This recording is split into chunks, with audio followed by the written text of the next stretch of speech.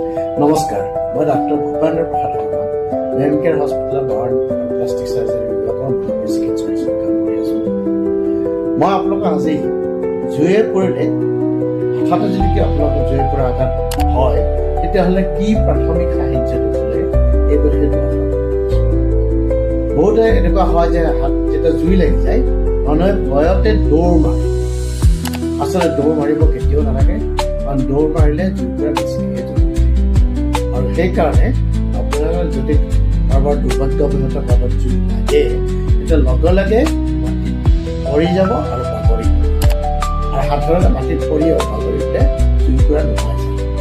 আৰু তাৰপিছতে কোনোবা ওচৰত থকা মানুহে নিশ্চয় গৈ আপুনি পানী ঢালি জুইকুৰা পানী ধৰাৰ কাৰণ এইটোৱেই যে পানী ঢালিলে জুইকুৰা তৎক্ষণাত কমাই যায় আৰু ঠাণ্ডাও হৈ যায়। আৰু দ্বিতীয়তে পানী আপুনি দূৰৰ পৰা ছটিয়াই দিব পাৰে আৰু ওচৰলৈ যাবলৈ দৰকাৰ নহয়, যাতে নাথাকে।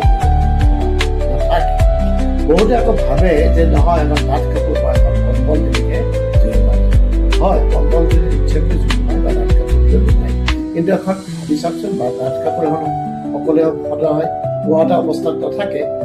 আৰু দ্বিতীয়তে দিবলৈ গ'লে আপুনি ওচৰলৈ যাবলগীয়া হয় আৰু তেতিয়া নিজৰ গাটো জুই লগাৰ সম্ভাৱনা থাকে।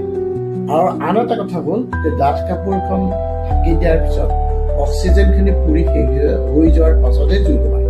গতিকে এইখিনি সময়তে বেছি দকৈ জুই সোমাই যাব পাৰে ভিতৰলৈ আৰু আপোনাৰ দকৈ পুৰিব পাৰে। সেইকাৰণে আমি কওঁ যে ডাঠ কাপোৰ বিচাৰি নাথাকে বা কম্বল বিচাৰি নাথাকে, আপুনি সদায় পানী ঢালক।